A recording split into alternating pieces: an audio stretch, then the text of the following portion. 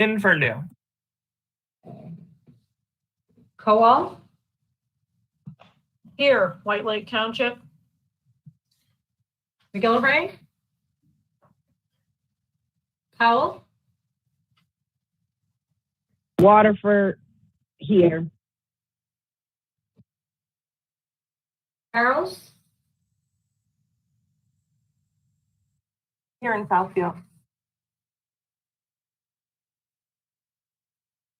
Long, Here in Commerce Township. Moss, Here in Birmingham. Markham, You're in beautiful downtown Novi. Madam Chair, you have a quorum. Thank you. Next on the agenda is the Pledge of Allegiance. So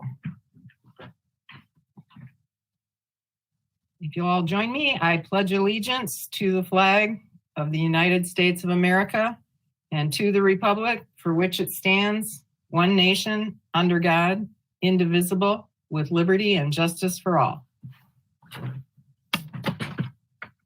All righty.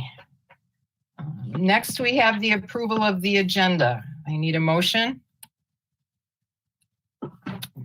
Commissioner Charles, supported by Commissioner Kowal. All in favor, say aye. Aye. Aye. Opposed, say nay.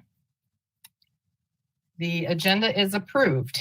And next we have public comment. Is there any public comment? Good afternoon. You currently have no public in the committee room A, and there are no callers on the caller line, and there are no written submissions, so there's no public comment today. Excellent, thank you. Then I will close public comment and we will move on to communications. Do we do the communications individually or we do them as a group? No, usually you can do them as a group with a voice vote. Okay, so I need a motion to receive and file the communications. Commissioner Kowal, supported by Commissioner Long. All in favor? Say aye. Aye. Aye. Opposed, say nay. Okay, we've accepted the communications. We will move on to the regular agenda. First item is Board of Commissioners participation in the Village of Holly Downtown Development Authority and approval of the contract pending recommendation by the TIF Review Committee, which met right before this meeting. So with that, I will take a motion. Commissioner Charles, supported by Commissioner Long. And I understand Mr. Hunter is going to be our presenter. Good morning, Yes, Dan. good morning again to some of you, and good morning to others that were not on the TIF. This is a second agreement or second contract for the Village of Holly for their Downtown Development Authority. They were one of the first back in 2000, so after Proposal A in 1994, when counties could opt out of tax increment. So the first contract went from 2001 to 2020, and they've done a great job in Holly. They're a very, very strong participant in our Main Street Oakland County program. They've done tremendous with filling vacancies. Pre-COVID, they were at about 100% occupied in their downtown.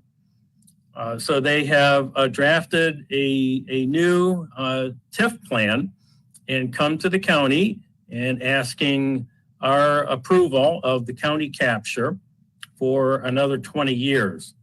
So we have estimated that the county portion would be about $470,000 in the contract. And this is a standard contract that we have used thanks to Corporation Counsel and Joellen Shortley for other DDAs and corridor improvement authorities. So it would be the lesser of the dollar amount or 20 years, whichever comes first. So the village and the DDA One of their more significant projects is relocating a historic train station, train depot that serves 2 rail lines up into their downtown, as well as continuing with some streetscape improvements and facade improvements. So with that, I will be happy to answer any questions. Thank you, Mr. Hunter. Does anybody have any questions? Mr. Moss, Commissioner Moss. Chuck will do. Hey, Dan, how you doing? I'm doing well. Good morning. Good to see you. So what, they're going to move the train station? Is that still an antique store or what? Anyway, here's a question. The duration as it's been rolled over is 20 years. And as I recall, we were trying to kind of make these things a little less than in perpetuity or as near as with sunsets and the like. Is 20 years kind of a long time to roll one of these things over? Because like I said, it's not in perpetuity, but it's, close. Any issues with that? Yeah, I hear what you're saying, Commissioner Moss. I think our policy allows them to go 25 years. So they're knocking down a little bit. But if they were to get into any bond issues for significant infrastructure improvements, they probably would need certainly 15, maybe 20 years or possibly beyond for any bonding.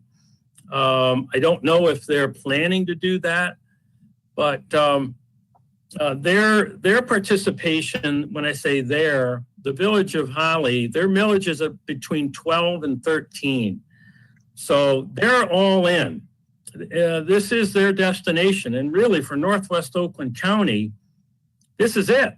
And they do compete with Fenton in Genesee and Grand Blanc, both very fine communities. So, yeah, I hear what you're saying. Could we negotiate fewer years? But this is, they have a really solid plan and they've had great progress to date.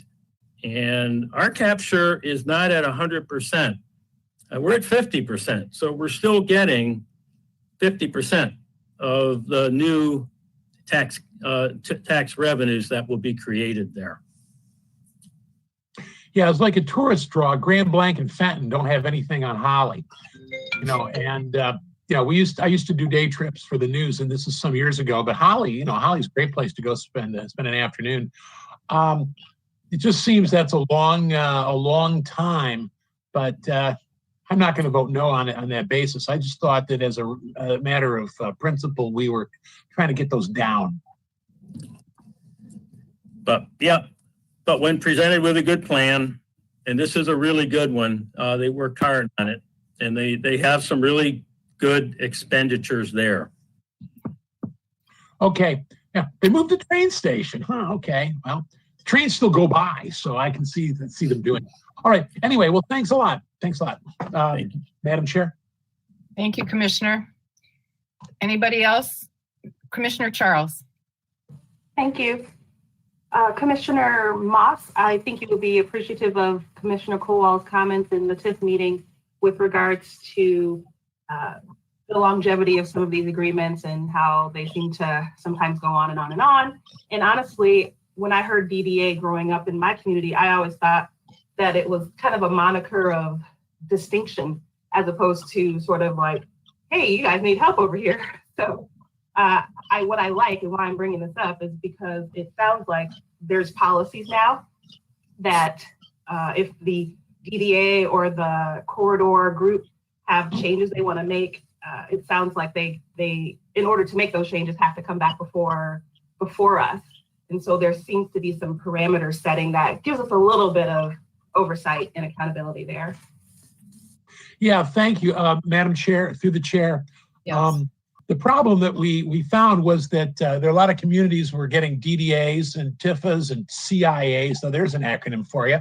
And in the end, the underlying taxing revenue ability was compromised by having revenue drained off to all these other these other entities, so that the underlying municipality or the school district as well found themselves kind of at the back of the line, for the buckets as the water.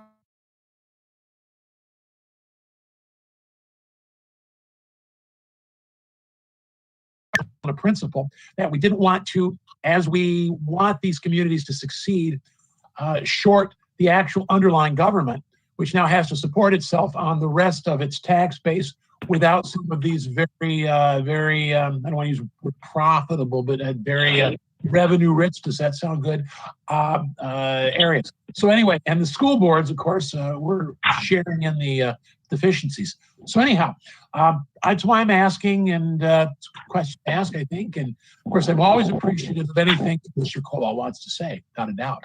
Anyway, that's where I'm coming from. Thank you. Thank you, Commissioner Moss. Commissioner Cavell.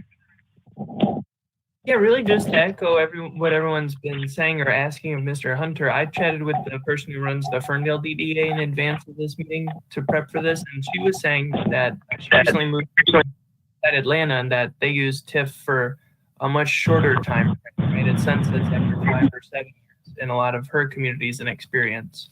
But yeah, I wouldn't say no to what Mr. Hunter's offering, but it's good to hear that everyone's thinking the same way about shortening those or putting them under review earlier. Thank you, Mr. Cavell. Anybody else? Commissioner Kowal. Thank you, Madam Chair.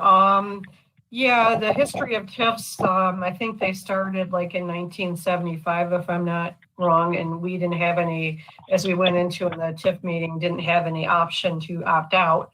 And then post 1994, as Dan Hunter pointed out with Prop A, we then had the option to opt out, which we initially would do, and then come to an agreement and for the most part participate in these. We don't have any way of ending the pre-1994 TIFAs or getting them to sunset. The only leverage we have now through our 2015 policy is that if they want to enlarge the scope or the borders of their territory and something similar to that, then they do have to come back to the county. And in order for the county to agree to that, then they have to agree that they will sunset sometime in the future. So we've got some TIFs that nearby, that have been actually in existence since they first started, and they're capturing like I would say 80 to 90% of the tax growth within that district. So it's just kind of gotten out of hand. But I feel comfortable in the fact that knowing I've been out to Holly and they've been doing a great job. I know they're nowhere near done. And it looks like, I guess 20 years because of the bonding that Dan mentioned earlier as well as to why the length of and as far as the school districts go, they are made whole by the state. So they're not hurt by this, but it certainly hurts in some areas. And when we went through the Great Recession and we had localities that were having a hard time putting cops on the street and keeping their fire departments going and whatnot. And they had DDAs that were, they had a lot of cash. So, and then some DDAs actually ended up, or TIFs ended up upside down if they had just started right before the Great Recession. So it's an interesting phenomenon. It's certainly got its uses. Personally, I would like to see it kind of reined in a little bit, or I'd like to see that, okay, once you get what you want to get done, then, end the TIF but some people feel like they just need to keep them there forever. That's all I got to say. I'll get off my soapbox now. Thank you, Commissioner Kowal. That was actually very enlightening. So it was helpful. Anybody else have any comments they want to make? All right, then let's call the roll. On item number 1, Commissioners Cavell, Yes. Howell, yes. Gilray, Powell, Commissioner Powell, are you there? I say yes. Okay, thank you. Yeah. Charles? Yes. Long? Yes. Moss? Yes. Markham? Yes. Madam Chair, you have 7 yeas and 0 nays. Motion's approved. Thank you. Thank Okay. you, everybody. Thank you, Dan. Have a good day. Okay. Second item on our agenda is Health and Human Services Emergency Management and Homeland Security 2021 Oakland Together Pandemic Response Initiative and Ad Hoc Committee. We're going to have Leanne Stafford and Tom Hardesty. I need a motion. Commissioner Charles. A second from Commissioner Cavell. Good morning, Leanne and Tom. Yeah, Madam Chair, this is Deputy County Executive Sean Carlson. I'm just going to give the background on this just for a second, and then I'll turn it over to Leanne and Tom right after this. And I just want to make sure it kind of has a level set. And I know that there are some commissioners that were on the committee yesterday, and there were some amendments that went through, and it looks like this is the updated version from what I'm reviewing. So, but I just wanted to share the catalyst for this resolution is really the coronavirus relief legislation that was passed by Congress last December, late December, and signed by the president at that time. Specifically, there was a provision, Healthcare COVID Relief Spending, Division M, Title III in the legislation that designated and marked $69 billion. Part of that, $9 billion was for vaccine distribution, $3 billion for strategic national stockpile, and then testing and tracing for COVID mitigation programs was $22 billion. Mental health was in there, as well as funding for NIH, and then health care provider support as well. Specifically, what this resolution is for us as a county executive department, the health department, to lean in what we're facing with the vaccine distribution.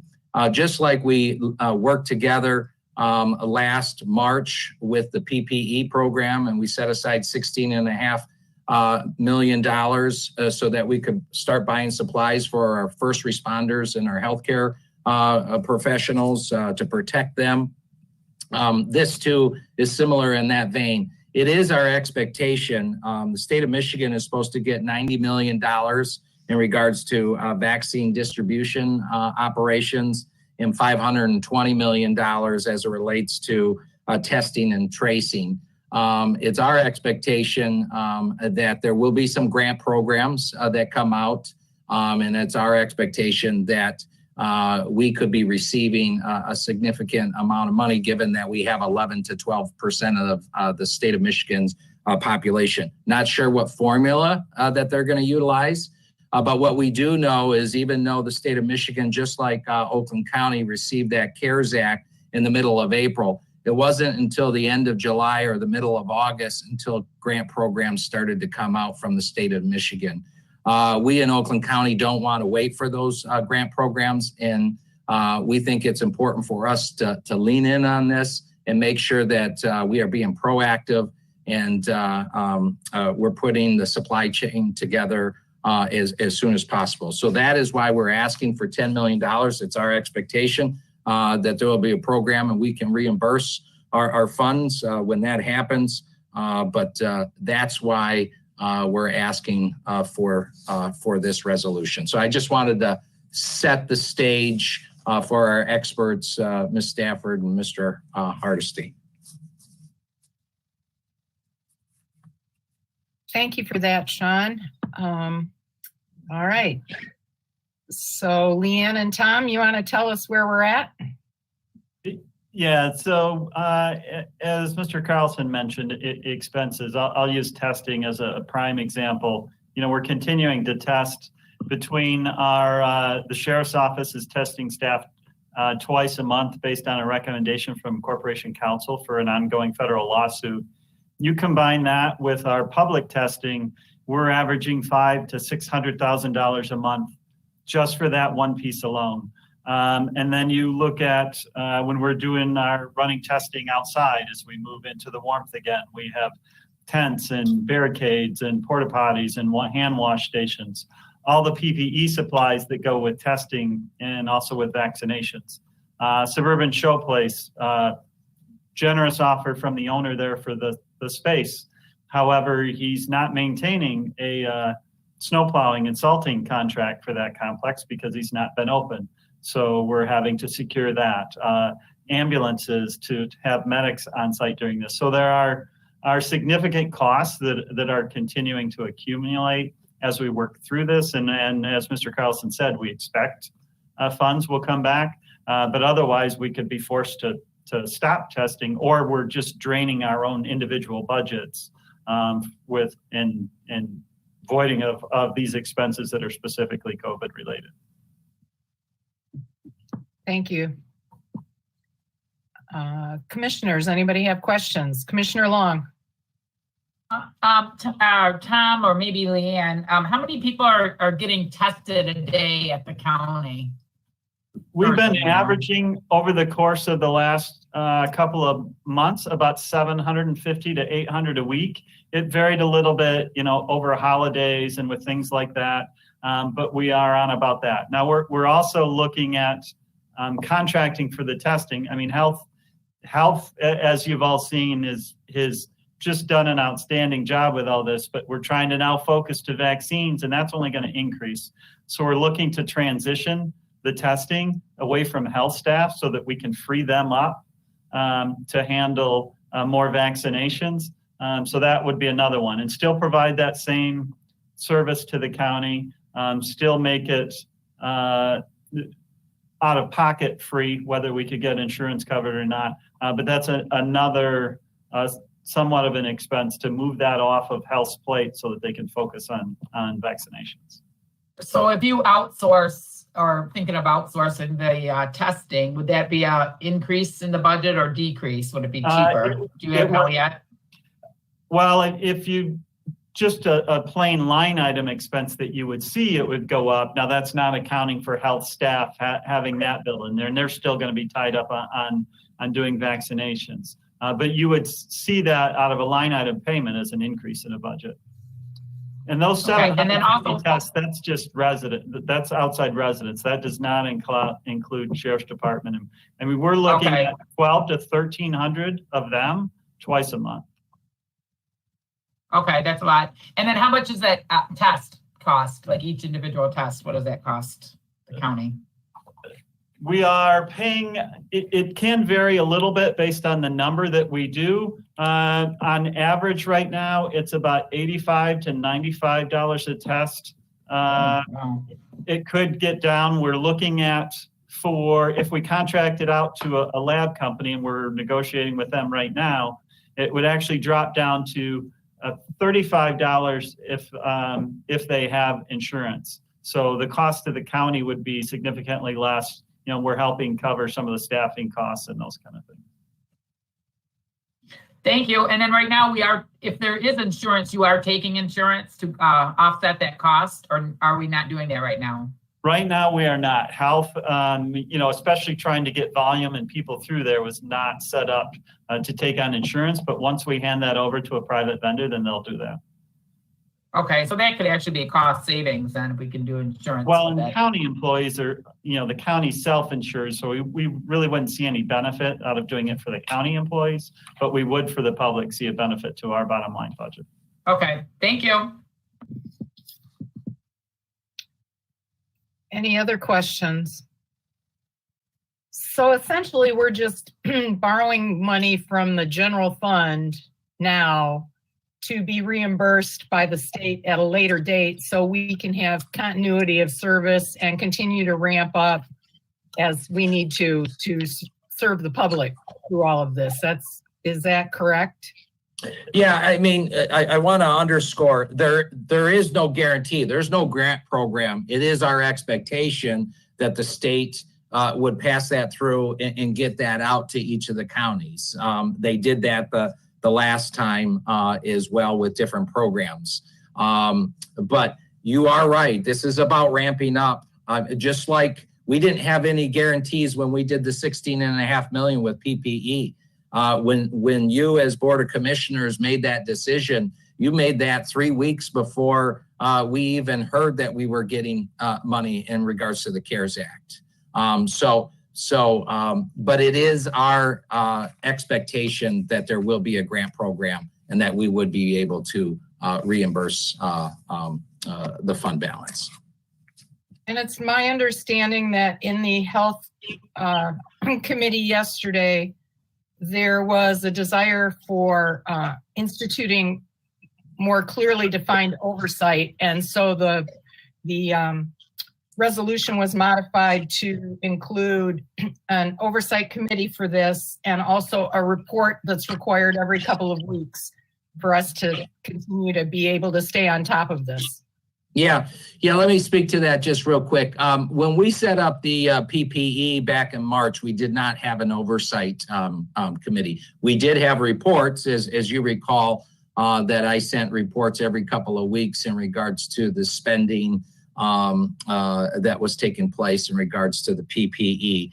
However, as we started building different grant programs, we did develop a partnership with the county commissioners on various grant programs, whether it was veterans or economic development or nonprofit.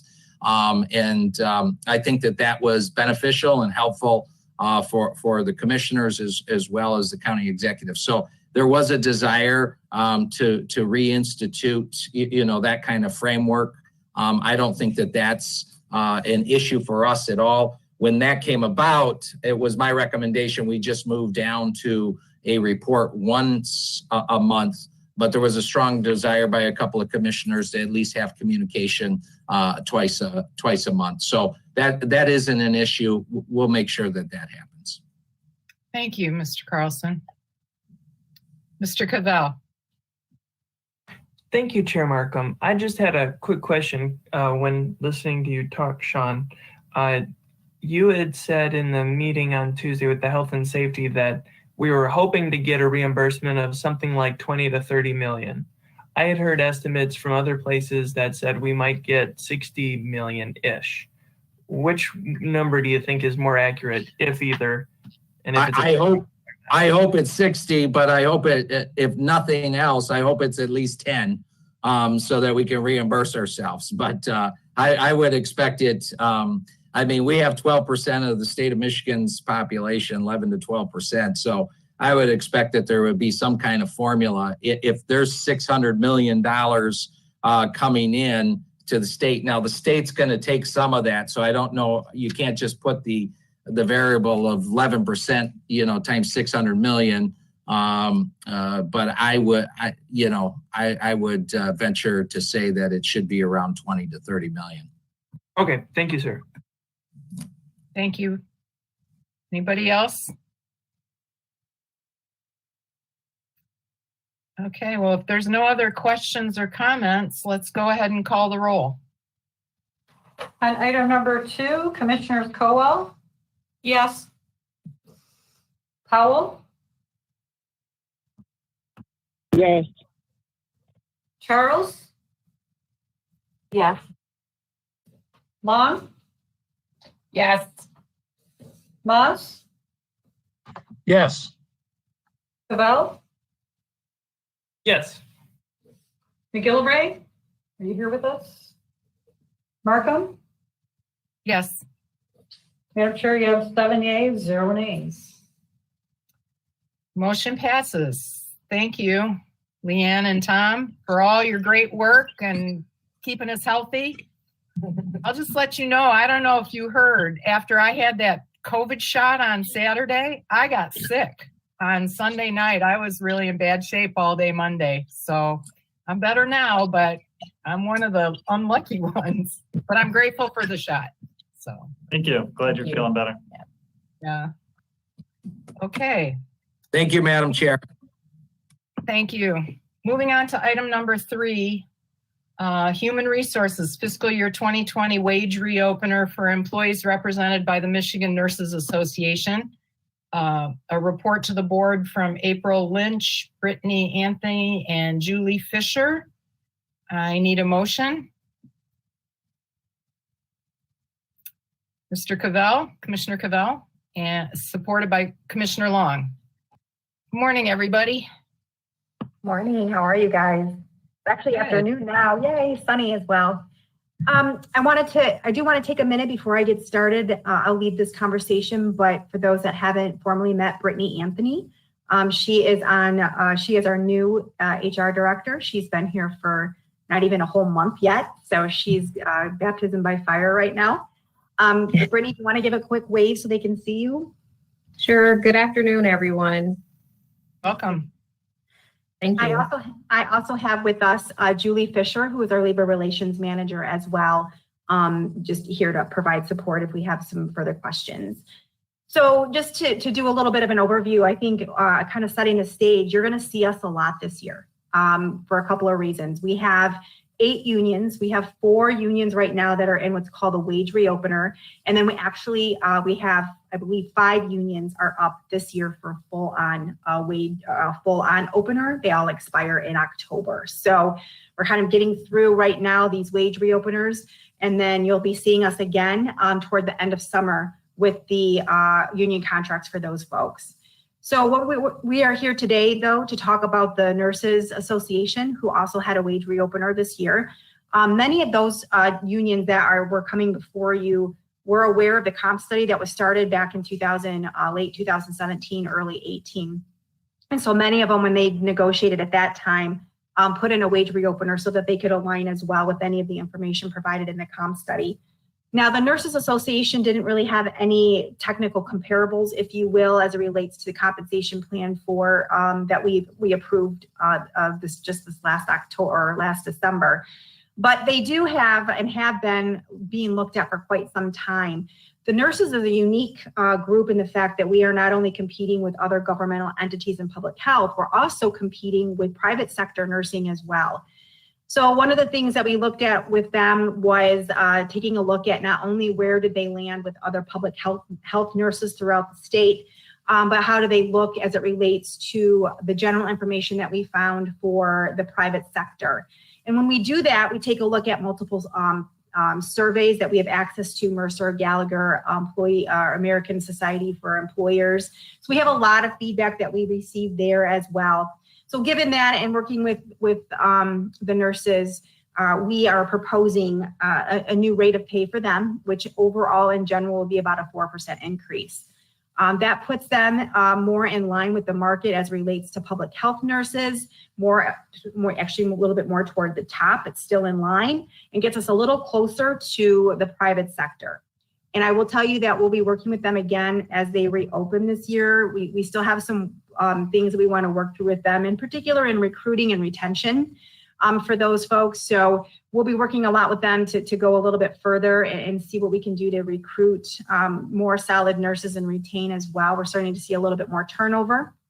I mean, again, we're going to start to see that a lot in general, just because the market is changing for employees in general, as people don't stay as long anywhere, right? So that is where we are with the nurses. I know that this has been something that they've been really kind of focused on over the last few years. So we were able to bring that over and hoping we can bring that over to the finish line here. So I don't know if there's any questions. They're pretty easy. They're all just 3 levels, nursing 1, 2, and 3. Thank you, April. Commissioner Long.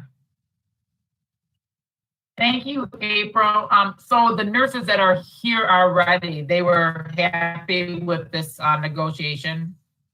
Yes, they ratified. Yep. So this next step is with you guys. Yep. Mm-hmm.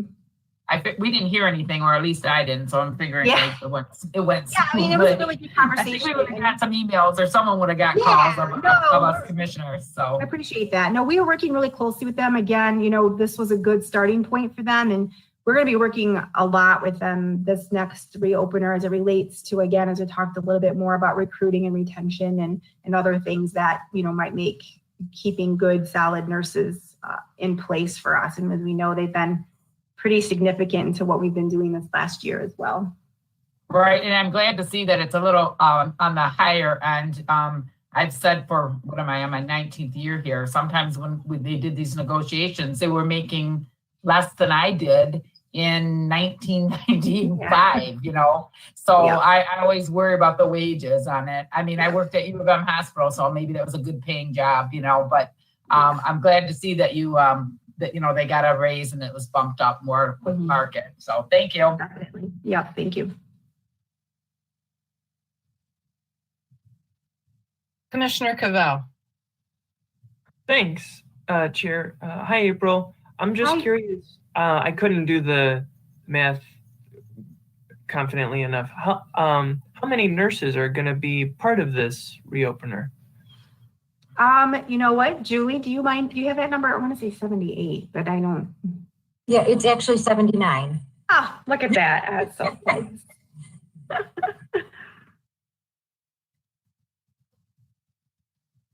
Was that all your question, Mr. Cavell? Okay.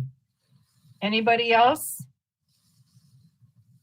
Well, clearly the nurses have been really key to everything we've been trying to do in serving the county through all of this COVID. So, and I'm like Commissioner Long, I'm glad to see them being paid well so that we can retain them. And I really appreciate your perspective as a longtime nurse, Commissioner Long. You always add a really good perspective in these kinds of decisions. So I appreciate that. Anybody else have anything they want to add? If not, then let's go ahead and call the roll. On item number 3, Commissioner Powell, Yes. Charles, Yes. Long, Yes. Moss, Yes. Cavell, Yes. Howell, Yes. Markham. Yes. Madam Chair, you have 7 yeas, 0 nays. Thank you. All right. Next on our agenda then is item number 4, the Parks and Recreation Commission approval of the 2021 grant application to the United States Fish and Wildlife Service National Fish Passage Program. That's harder to say than you'd think. The National Fish Passage Program. Good morning, Mr. Stencil. Good afternoon, actually. Good afternoon, yes. We need a Dan motion. We do need a Stencil. motion. Thank you. Okay. Commissioner Charles, somebody want to support that? Commissioner Cavell, thank you. All right. Okay. Dan Stencil, Executive Officer for Oakland County Parks and Recreation Commission. Our commission and staff respectfully propose a grant opportunity with the U.S. Fish and Wildlife Service, the National Fish Passage Program. This is part of a collaborative partnership with Springfield Township as we look to potentially remove and remove a dam and establish a free running river system at the Springfield Mill Pond Dam. And this is in collaboration with Springfield Township.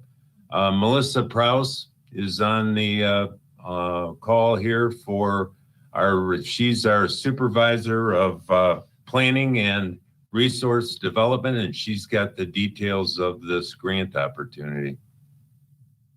Good afternoon. Thank you again for having us today. And thank you especially to the committee and to the board staff for letting us kind of scoot this on at a last minute agenda item. We were just invited to apply to this grant a few weeks ago, so it did not leave us a lot of time to get through the new board procedures to get it all approved. So we thank you for letting us add it. As Dan mentioned, this is for the National Fish Passage Program. It is hard to say, Fish Passage Program. We're asking for $200,000 toward a $1.6 million project that is this dam removal and wetland and river corridor restoration project. This is not the first grant we're applying for this, and it won't be the last, so you'll hear more about it as we go. It's a $1.6 million project that we have forecast to begin in 22. Our goal is to try to have at least half of the project funded by grant sources, and we've seen good response with applications we've submitted so far, so we feel fairly confident that we'll be able to do that. One last thing to note, it's noted in the resolution that any match that is required for this grant and other grants, we will be splitting with our partner Springfield Township. They are our partner in the management and operation of the dam with an existing MOU that defines kind of how that works and who pays for what. We contribute 55%, they contribute 45%, and that's based on who owns what land around the mill pond. So they have been a great partner in this and will be kind of with us through the process until the dam is removed and the area is fully restored. So if there's any questions, we're happy to take them. Excellent. Does anybody have any questions about this project? Commissioner Cavell. Hey, sorry to keep asking all these questions, but I'm just getting acclimated here, so appreciate y'all. When you talked about a match, sorry, all I can do is see Gwen's face, which there, now I can see everybody. Okay, cool. So Melissa, you were talking about a match. Does that mean you might come back to the commission to try and get us to spend some general fund dollars, or you're expecting the match would be all through grants like what this is? Some of the match will be grants, but our goal right now as a $1.6 million project is to get at least half of that, so about $800,000 coming in grants, and then the remainder would likely be cash match coming from both the Parks and Recreation Commission's fund and Springfield Township, so no general fund. Thanks. Good question. Commissioner Moss. Yeah, sure. You're just getting rid of the dam, right? And then it's just kind of no more dam, right? Is that it? Yeah, no more dam. We'll draw down the mill pond and restore the stream to its natural channel. And that's kind of more. So, you know, okay. So, and Springfield Township is fine with this? They're all good? Yep, they've been a great partner. We've been working on it with them for several years. We did a full-scale feasibility study with them through AECOM and had a lot of great public outreach, public communication on the project, and they are fully supportive. Great. One less dam to worry about. Exactly. Thank you. Anybody else have any comments or questions? I'm always glad to see us restoring the natural habitat and taking down a dangerous old dam, you know, so. Chair Markham, I would like to pose a clarifying comment here for the commissioners. Okay, Mike. Mr. Andrews. So what you're seeing here today, and based upon our grants policy, is that due to the unplanned nature of this application, it would fall in line with that exemption rule that now applies through not only the board rules, but also our policy. So even though the actual deadline is today, this MR will still go to the full board on the 4th, I believe, is our next meeting. But then in addition to that, at your meeting on the 4th, you will have a communication letter that will be read by the clerk that will say that the chairman has the authority underneath the policy and the board rules to execute that application. So I just wanted to make sure that, you know, leading up to that date, there was no confusion from the members on, you know, possibly hearing or seeing the same application on your full board meeting in 2 different spots of the agenda. Okay. So just wanted to make sure everybody's clear on that. Thank you, Mr. Andrews. Commissioner Moss. Yeah, this is just a personal bugaboo of mine. I'm from Midland, and my mother is 91, still lives in the house she and my dad built in '64. They were okay when the Edenville and Sanford Dam failed. And, you know, I grew up, we played on Sanford Lake and seeing what it is now. So I understand that Commissioner Kowal has been working for some kind of an assessment on the dams and the condition of dams, which I think is imperative, because there's a lot of people that are downstream from the dams. And as someone whose town got a little damaged. And I know people that had water in their basements. I know people whose houses were destroyed. So, keeping an eye on the dams and this kind of remediation and all that, I'm all for it. So once again, just add this to I'm happy to be voting yes. Thank you. Commissioner Charles. Thank you. I remember my question now, which was, I see that this is a Parks and Rec report. Does that mean that the Parks and Rec Committee board at some point reviewed this and approved it? So it has not gone to the Parks and Recreation Commission just because the timing. We were invited actually, I think the day after or before the last Parks Commission meeting. So what we would do in this situation is put it on Dan's executive officer report at the next meeting to make sure the commission knew that we did apply for the grant. And that we went through this process. Yeah. Thank you. Good question. Commissioner Kowal. Thank you, Madam Chair, and I just would like to let Commissioner Moss and others know that that report is done, and you can find it on the Water Resource Commissioner's website. So I think we're in good shape, but it pays to check out all these things and make sure we stay in good shape.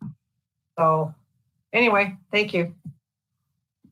Thank you, Commissioner Kowal. Okay, anybody else have any questions or comments? Commissioner Cavell.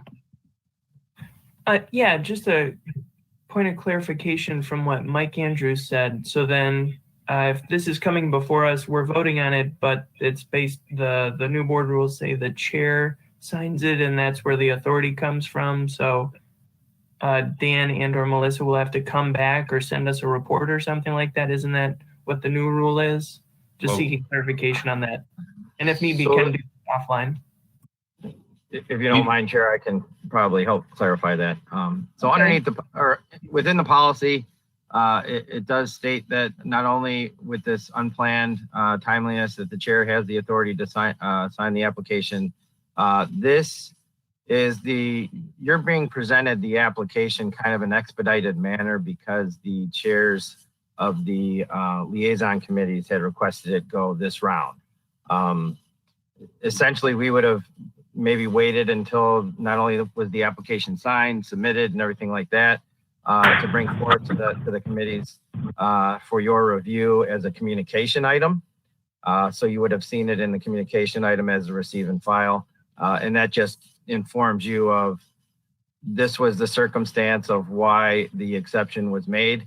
And here's, more information on the application itself. So this is just kind of a unique circumstance that you're actually getting to not only vote on it now, but also get that information essentially the day of the deadline to get the application in. So I would imagine if these type of applications come through subsequent or any other ones that would come through, is that it would probably be after the application deadline due to the emergency and unplanned nature for that rule exception.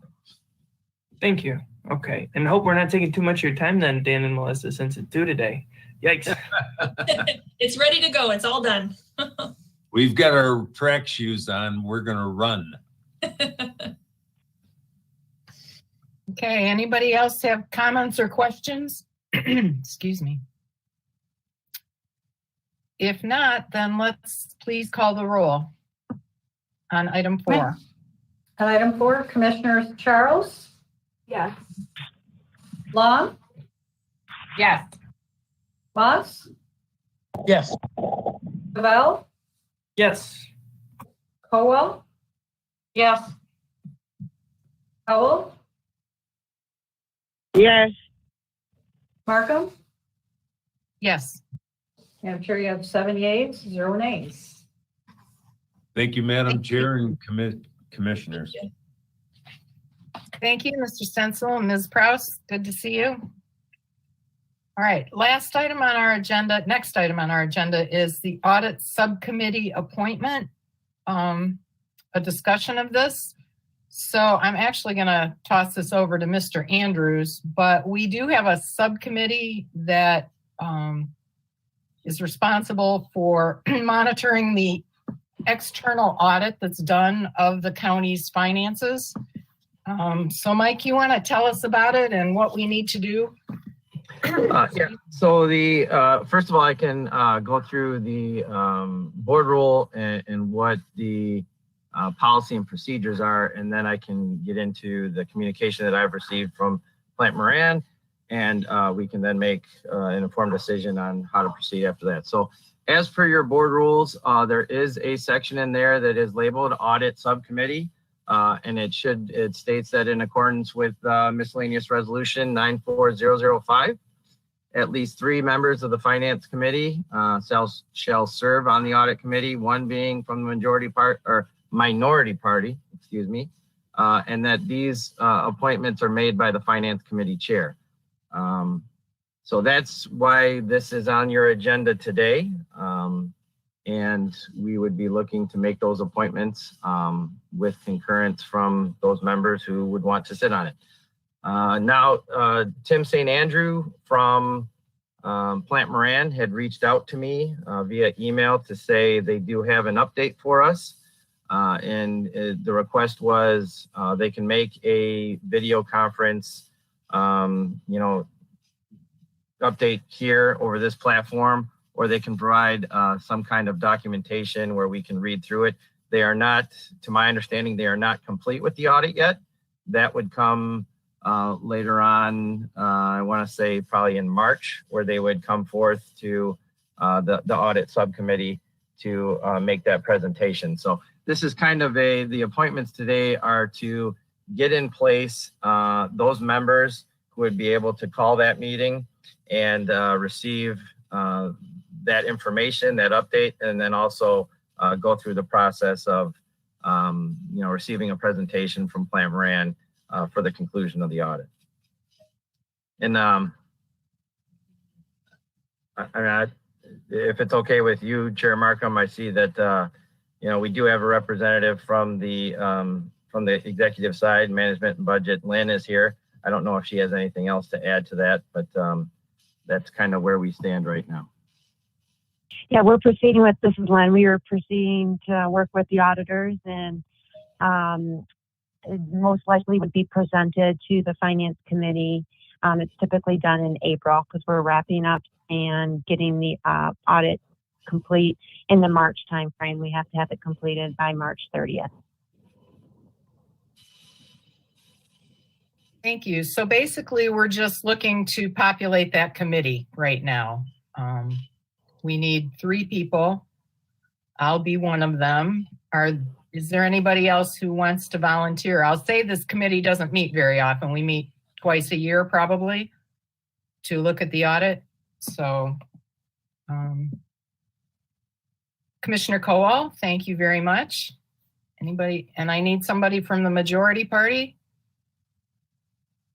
I'm happy to defer to Commissioner Charles or Commissioner Powell if this is going to make it easier. And I was going to nominate Charlie Cavell. I actually was too, Charlie Cavell. All right, great. I'll be there with you, Gwen and Eileen. Let's do it. Okay, thank you. Then we have 3 members. Appreciate that. All right. Is there any other business to come before this committee today? I feel like Yolanda and Angela know something I don't know about the audit committee, so. I feel like they're just getting you on everything, Charlie. You know my time is spread thin. I'm not getting on nothing else right now. Yeah, I feel you. I feel you. There's a lot of these small committees that meet once or twice a year, but they're important and they feed our bigger efforts. So this is one of those. All right. Well, if nobody has any other business to bring before the committee, I will call us adjourned at 12:56. Thanks everybody for coming. Take care.